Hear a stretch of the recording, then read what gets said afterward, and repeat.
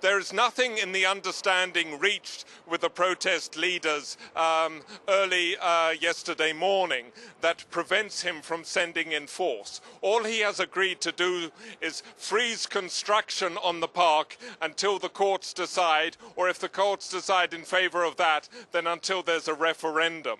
Now, he's fed up with these protests. They are a massive challenge to his authority, but they also represent a big political failure.